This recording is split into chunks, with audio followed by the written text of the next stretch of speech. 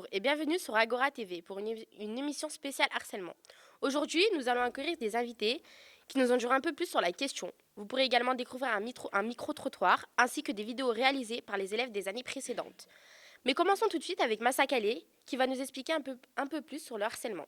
Bonjour Massa Kalé. Alors, pouvez-vous nous expliquer le harcèlement scolaire? Bonjour Lina, oui, tout à fait. Le harcèlement est une violence répétée qui peut être verbale, physique ou psychologique.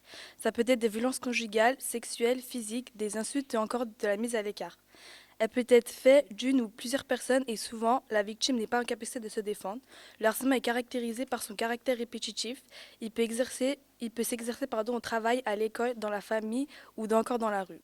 Et à l'école, ça concerne beaucoup d'élèves? Oui, en France, un élève sur 10 subirait une forme de harcèlement. Cela représente 380 000 élèves. 20% des jeunes de 8 à 20 ans ont déjà été confrontés au cyberharcèlement et ce sont les filles qui en sont le plus victimes. Parmi les victimes de harcèlement, 16% déclarent avoir été la cible de lancer d'objets, 19% de coups et 51% d'insultes. Ah oui, en effet. Et alors, quels sont les effets à long terme d'harcèlement scolaire? Ils sont nombreux et surtout, ils peuvent être très graves. Ça a un impact particulièrement important sur la santé mentale. Des jeunes victimes avec une augmentation de l'anxiété, une dépression, une faible estime de soi et aussi des difficultés à établir des relations de confiance à l'avenir. Les victimes peuvent garder des cicatrices de ces expériences tout au long de leur vie. Eh bien, merci beaucoup, Massakale. Les élèves de notre classe sont allés interroger des passants pour accueillir leur avis sur la question. On visionne tout de suite le micro-trottoir. Pensez-vous du problème du harcèlement à l'école? Je pense qu'en fait c'est un problème qui va augmenter, qui fait simplement partie en fait d'un problème de harcèlement général dans la rue et dans la société qui augmente de plus en plus. Et l'école c'est simplement en fait le reflet de ce qui se passe dans la vie. Et je pense qu'il est empiré avec tous les phénomènes des réseaux sociaux. Connaissez-vous les dispositifs de lutte contre le harcèlement qui existent? Il me semble qu'il y a des affiches quand je vais au collège et au lycée qui sont dessus, mais est-ce que c'est vraiment efficace? Ils essayent de faire beaucoup de choses, mais ça sert à rien. Ils essayent de mettre des lois, de dire ça. Ils brassent ciel et terre pour aboutir à quoi? À rien du tout. Ça continuera. C'est à chacun d'entre nous d'y mettre du nôtre. Selon vous, comment peut-on lutter contre le harcèlement? Souvent à l'école, il y a des cas où les victimes n'osent pas s'exprimer ou n'osent pas se rebeller contre les gens qui les harcèlent. Donc quand quelqu'un essaye de se plaindre ou quoi que ce soit, faut l'écouter, être avec lui, l'accompagner, ce genre de choses. Et montrer que les victimes ne sont pas seules, qu'elles peuvent se faire aider. En parlant aux élèves le plus possible, en créant des petits, je sais pas, leur en parler quand ils sont en permanence ou des choses de ce type, ou travailler même pendant les cours là-dessus, en français ou sur des choses comme ça, je sais pas. Donner plus d'informations sur ce qu'est le harcèlement, faire prendre conscience aux jeunes et aux enfants que le silence c'est le meilleur ami de la honte. Donc quand il y a du harcèlement, en fait, on a tendance à rester silencieux parce qu'on n'a pas envie de se faire embêter plus. Et au contraire, en fait, je pense que chaque personne a de la valeur et il faut inciter les jeunes à justement aller voir des personnes de confiance et aller en parler. Parce que leur vie, elle est plus importante que ça, en fait. J'ai l'impression quand même que la société rend les gens de plus en plus violents et divise les gens en fait, les uns contre les autres, et c'est ça qui pour moi augmente le harcèlement de manière globale en fait. Et voilà. Merci à nos journalistes d'avoir recueilli ces témoignages très intéressants. Et oui, le harcèlement est un véritable phénomène de société et il faut bien le dire, nous vivons dans une société où la différence est rejetée. Oui, c'est sûr. Il y a une compétition très forte entre les individus dans notre société et cette compétition est accompagnée de codes et de normes. Si on n'est pas conforme aux standards, on est rejeté. Il y a un gros travail à faire pour comprendre que les différences sont des richesses. Le harcèlement questionne les valeurs de notre société occidentale qui est guidée par la réussite économique et qui en oublie le respect des personnes, la solidarité et qui banalise la violence. Oui, tout à fait. On a malheureusement de nombreux exemples de cette violence qui conduit parfois au décès des victimes. C'est d'ailleurs ce qu'on va voir avec notre rubrique Actu présentée par Ikram. Merci Lina. Aujourd'hui, j'ai décidé de vous parler du suicide de la jeune Lindsay. Un an après le suicide de la jeune fille, sa maman poursuit toujours les plateformes qu'elle juge responsables. Elle souhaite mener une triple action, pénale, financière et médiatique. Elle fait appel à toutes les familles de victimes de harcèlement en déposant une plainte en groupe pour complicité de harcèlement et mise en danger de la vie d'autrui. Pour elle, les réseaux sociaux comme TikTok ou Instagram sont responsables de nombreux suicides de jeunes harcelés. Pour rappel, l'INSEE n'avait que 13 ans lorsqu'elle a mis fin à ses jours. Merci beaucoup pour cet éclairage. Nous vous proposons maintenant de découvrir le clip Tu fais honte, réalisé en 2021 par des élèves du lycée Magenta. On vous laisse avec leur création.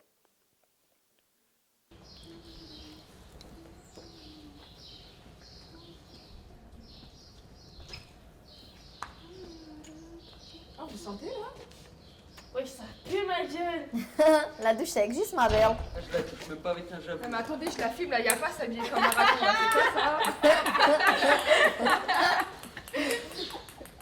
Ah, mais vous avez vu comment la prof était nerveuse aujourd'hui? Je sais pas qu'est-ce qu'elle avait. Ouais, elle nous a traumatisés. Elle m'a cher foutu la mort. Pourquoi t'essayes de faire comme nous? Mais t'es au courant que les garçons ça se maquille pas? Mais en fait, je vous ai fait quoi? MDR, t'essaies de devenir comme nous? Mais tu le sauras jamais. Mais mort de rire. Allez, allez.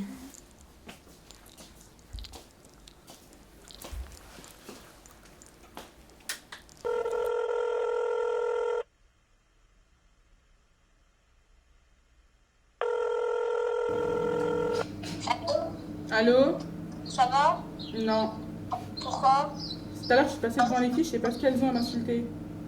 Mais toi aussi t'es un garçon, regarde comment tu t'habilles, tu fais honte. Mais là, mais t'es pas censée être ma copine? Mais je sais pas, il faut que tu fasses des efforts, tu fais honte. C'est bien, si tu traînes plus avec moi, hein. Si tu continues comme ça.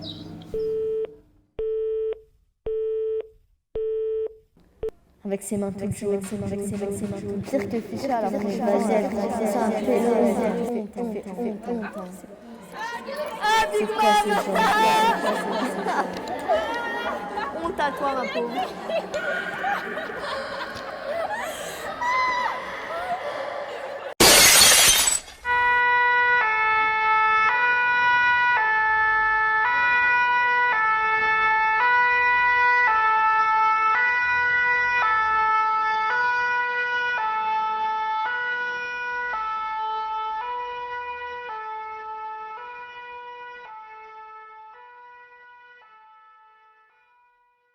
Nous voilà de nouveau sur le plateau pour accueillir M. Yakin, professeur au lycée Magenta, qui développe depuis plusieurs années le projet du harcèlement scolaire.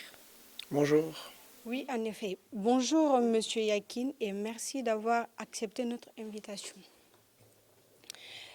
Le clip que nous venons de visionner a été réalisé en 2020 par une classe du lycée. Est-ce que vous pouvez nous expliquer un peu sur le projet du harcèlement? Alors, le projet, il est né en 2014. À l'époque, ma collègue était en discussion avec deux AED, Jordan et Maureen, qui avaient une mission ici à l'intérieur du lycée. Et en parallèle, elles avaient développé une structure, une association audiovisuelle qui s'appelle Tilantia. Alors, ma collègue était engagée dans plusieurs projets, très chronophages, et donc elle m'a proposé de prendre le relais, de prendre le pilotage du projet au sein du lycée, ce que j'ai accepté. Et c'est comme ça qu'est né ce projet et qu'il perdure encore aujourd'hui. Qu'est-ce qui vous a donné envie de faire ce projet? Alors, ce qui me donne envie, hier comme aujourd'hui, de poursuivre ce projet, c'est l'engagement que je peux y voir, enfin que je vois lorsque les élèves s'emparent du projet, s'emparent du travail que nous réalisons ensemble, et ils s'investissent et ils produisent, et puis très souvent, ils réalisent des choses qui vont bien au-delà de ce qu'ils pensaient pouvoir faire au départ. Donc ça me donne beaucoup de satisfaction. Et quelles sont vos attentes pour ce projet? Alors il y a une multitude d'attentes. La première, il s'agit de développer des compétences rédactionnelles, mais il y a également l'utilisation de l'outil vidéo. Il y a bien entendu le fait de nommer les différents types de harcèlement, de comprendre les problématiques pour le harceler, et puis il y a être capable d'agir lorsque l'élève se retrouve en situation de victime ou de témoin du harcèlement. Voilà. Vous avez participé plusieurs années au concours non au harcèlement, pardon. Pouvez-vous nous en parler? Alors, le concours non au harcèlement est un concours du ministère de l'Éducation nationale. Le prix non au harcèlement consiste à réaliser soit des affiches, soit des vidéos. Et nous avons participé en 2018 c'était la première fois d'ailleurs au concours, et nous avons remporté le prix académique, et on en était très fiers. Alors justement, nous vous proposons de regarder ce clip tout de suite. Salut, vous voulez que je vous montre une petite expérience de danse?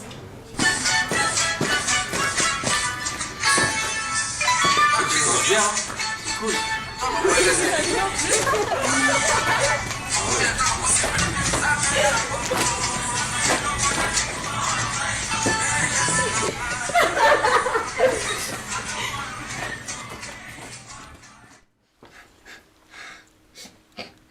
Je comprends ce qui s'est passé sur Internet.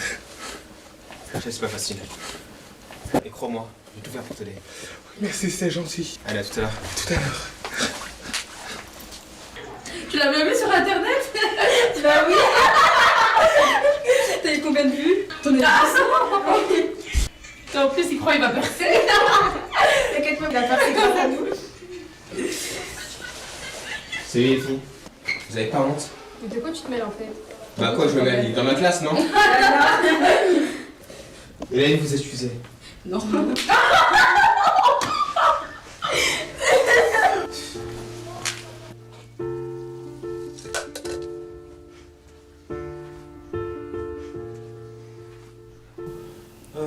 Antoine a tenté de mettre fin à ses jours, et je viens parler avec vous de ma colère, de ma tristesse, puisqu'on a appris que certainement des élèves mal intentionnés l'ont harcelé, l'ont humilié, et je voulais vous dire que certains d'entre vous vont être entendus dans le cadre d'une enquête qui va être ouverte.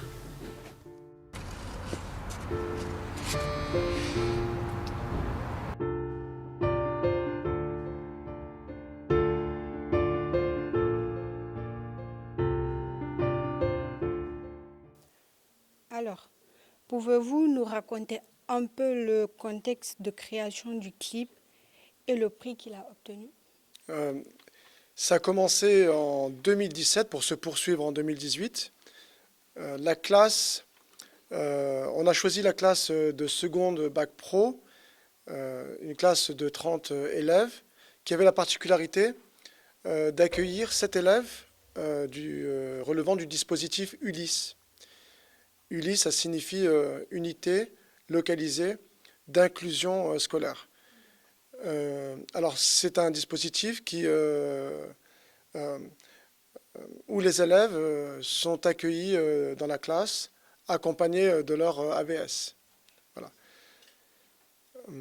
Du coup, avec les élèves, en concertation bien entendu avec les différents adultes qui sont intervenus, les professeurs, mais également l'association, nous sommes partis du scénario que vous avez vu dans le clip, d'un élève qui se fait harceler, et avec une aggravation liée aux réseaux sociaux, ce qu'on appelle le cyberharcèlement. Voilà, et c'est un contexte particulier. Les élèves de la classe harcèlent ce jeune homme, et ils ont choisi une chute particulièrement tragique, comme vous pouvez le voir dans la vidéo. Pourquoi avez-vous choisi l'outil vidéo pour ce projet, et quel est l'intérêt de la collaboration avec les intervenants de l'association? L'association Tilantia, je vais peut-être commencer par ça, c'est une association avec qui, que je connais depuis très très longtemps, je vous ai dit depuis 2014. On a travaillé sur le long terme, sur différents projets. On n'a pas commencé comme ça. Il Il était question au départ de travailler sur l'éducation aux médias, permettre en tout cas à cette éducation aux médias, d'agir, d'armer nos élèves, puis surtout de leur apprendre un petit peu à agir dans une société marquée par un accroissement et une multiplication des flux d'informations. Donc c'était le but initial. Le projet a ensuite un peu évolué en 2017 pour y ajouter une dimension liée à l'engagement. Et puis c'est tout naturellement qu'on en est venu à travailler sur le harcèlement, la lutte contre le harcèlement. Alors ça, c'est par rapport à Chilancia. Ils apportent bien entendu l'expertise que nous n'avons pas au sein du lycée. Hein. Ce sont de véritables professionnels. Et donc, ça permet toujours de travailler et de façon qualitative pour faire progresser nos élèves. Autre point, vous m'avez posé la question sur l'intérêt de la vidéo. L'intérêt de la vidéo, c'est très intéressant puisque ça permet aux élèves, ça permet de transmettre des messages de manière ludique. Les élèves, ils n'ont pas l'impression, on peut le voir autour de nous, de travailler, mais au bout du compte, le travail est conséquent. Il est à la fois oral, il est à la fois rédactionnel, et il progresse tout en s'amusant. Donc voilà la raison du travail à travers l'outil vidéo. D'accord, et bien merci Monsieur Yakin. Tout de suite, nous allons visionner une vidéo réalisée pour le même projet.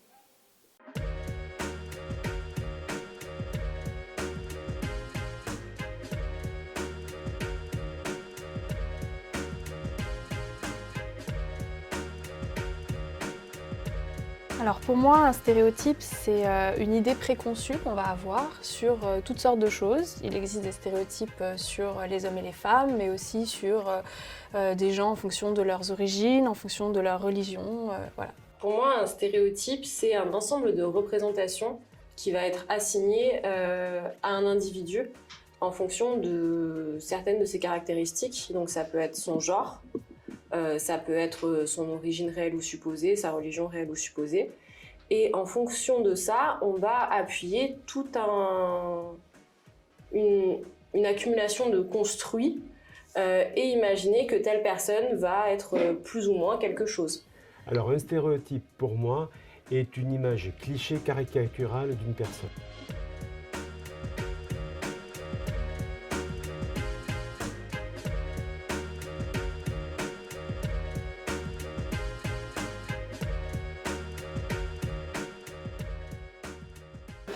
Nous, chez nous, une femme, ça doit rester à la maison, ça doit faire la vie de famille. Et un homme, il doit apporter de l'argent à la maison, on va dire. Il doit tenir sa famille. Ça, je suis pas d'accord. Moi aussi, je suis pas d'accord. En écoutant leur interview, franchement, ça m'a choquée parce que moi, je me dis, on n'est pas obligé d'être femme au foyer, d'avoir obligatoirement... genre on se marie, on doit s'occuper des enfants. Si, oui, après il faut s'occuper de ses enfants, mais la femme peut avoir sa propre vie. Un des stéréotypes de base, c'est qu'une fille doit plutôt prendre soin d'elle, un garçon doit plutôt être assez sportif. Les filles sont vues comme plutôt studieuses, alors que les garçons sont, ils sont plutôt vus comme des cancres, des élèves plutôt perturbateurs. Enfin, voilà, ça c'est le genre de cliché, de stéréotype qu'on peut retrouver dans un établissement scolaire. L'un des stéréotypes qui est généralement assigné aux filles, ça va être de dire qu'elles sont plus pointilleuses, plus précises, plus sages également que les garçons. Et les garçons plutôt bougeons, qui vont avoir tendance à plus rentrer dans la confrontation, par exemple. J'ai une copine, et je la ramène chez moi, tout ça, je sors tout le temps. Ma mère, elle sait que je fume tout ça. Et ma soeur, elle fait tout seul, tout avec ma mère. Et si elle a un gars, c'est la fin. Elle sort pas, fait rien de fou, quoi. Pas le droit de vivre. Moi, je l'ai vécu avec mon frère aussi, comme Brandy. Moi, j'avais le droit de sortir, et j'avais 1 heure pour rentrer. Je devais toujours rentrer à 18h.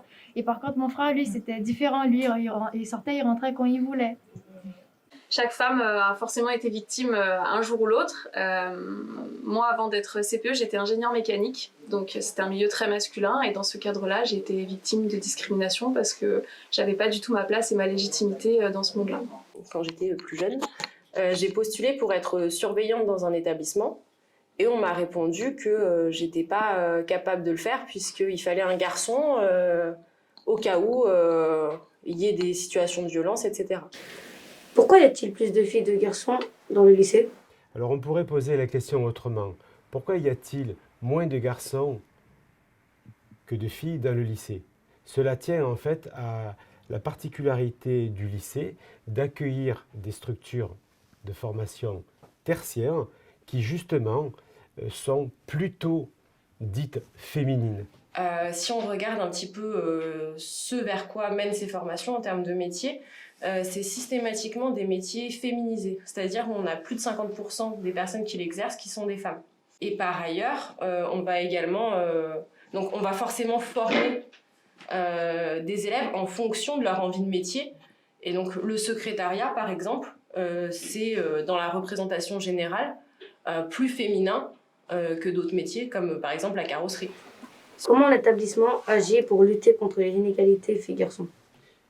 Par des actions de sensibilisation, mais aussi, justement, comme je disais précédemment, en essayant de déconstruire les images que l'on peut se faire de certains métiers et de faire reconnaître que, par exemple, les métiers du secrétariat sont tout à fait accessibles aussi à des garçons. Et après, on essaye de mettre en place des choses dans l'établissement pour déconstruire un petit peu justement les stéréotypes. On fait par exemple pas mal de cours autour de l'éducation à la sexualité, parce qu'en fait, les stéréotypes de genre autour de filles et garçons se cristallisent souvent autour de la sexualité.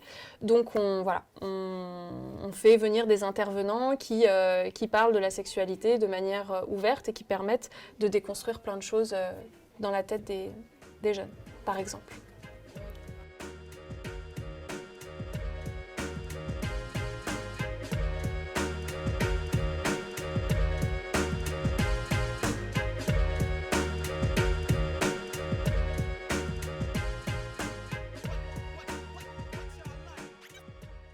On est toujours en direct du lycée Magenta pour notre émission spéciale harcèlement. On écoute tout de suite Ikram qui nous explique les solutions mises en place dans les pays scandinaves en matière de lutte contre le harcèlement. Oui, en effet, Lina, il faut savoir que le Danemark, l'Islande et la Suède sont les pays d'Europe où le taux d'harcèlement est le plus bas. Depuis 20 ans, la méthode Free for Mobbery, que l'on peut traduire par libérer de l'intimidation, a fait ses preuves. Aujourd'hui, elle inspire la France qui commence à l'expérimenter dans ses établissements scolaires. Le principe consiste à apprendre aux enfants dès le plus jeune âge à vivre ensemble, sans exclure certaines personnes, certains membres du groupe, à s'accepter les uns les autres et à respecter les différences. La méthode est axée autour de 4 valeurs fondamentales: la tolérance, le respect, le soin et le courage. Elle propose des outils adaptés aux enfants, aux parents et aux professionnels afin d'encourager l'empathie et prévenir ainsi à long terme le harcèlement scolaire. Merci Ikram, ces solutions sont en effet très intéressantes et elles trouvent en effet écho depuis peu dans certaines choses qui existent dans nos établissements. Oui, tout à fait. Nous accueillons à ce sujet Monsieur Lacroix, CPE au lycée Magenta. Bonjour monsieur et merci de nous avoir accepté pour l'invitation. Pouvez-vous nous expliquer les méthodes dont vous disposez pour lutter contre l'harcèlement au sein du lycée et nous parler notamment du programme phare? Bonjour. Alors, le harcèlement, c'est quelque chose qui est difficile. Il est difficile de lutter contre le harcèlement parce que déjà, il faut pouvoir identifier les situations de harcèlement. Et il est assez rare que les élèves, qui soient témoins ou victimes, viennent déjà informer les adultes. Et nous, en tant que professionnels de l'enseignement et de l'éducation, on a déjà du mal à pouvoir identifier par nous-mêmes les situations. Et puis même quand on a une situation, après, ça va être difficile de savoir si on est vraiment sur une situation de harcèlement, puisqu'il existe des cas où un élève va se sentir harcelé, mais il va être embêté, il va être moqué par plusieurs personnes qui ne sont pas en lien entre eux et qui ne sont donc qu'on ne peut pas trop considérer comme harceleurs, même si lui est harcelé. Et puis on a des élèves qui vont se victimiser, qui vont se créer un statut de victime et qui vont l'entretenir et se créer des situations de problème. Une autre difficulté aussi, c'est les élèves dits harceleurs passifs, c'est les témoins. C'est ceux qui vont rigoler bêtement ou ceux qui ne vont rien faire mais qui voient ce qui se passe. Et en fait, en ne faisant rien, on est harceleur. Et en fait, c'est difficile de pouvoir identifier les victimes, savoir si elles ne se mettent pas dans des situations difficiles, identifier les harceleurs passifs. Enfin, on a beaucoup d'acteurs différents. Et la seule méthode qu'on utilisait jusqu'à maintenant, c'était des sanctions.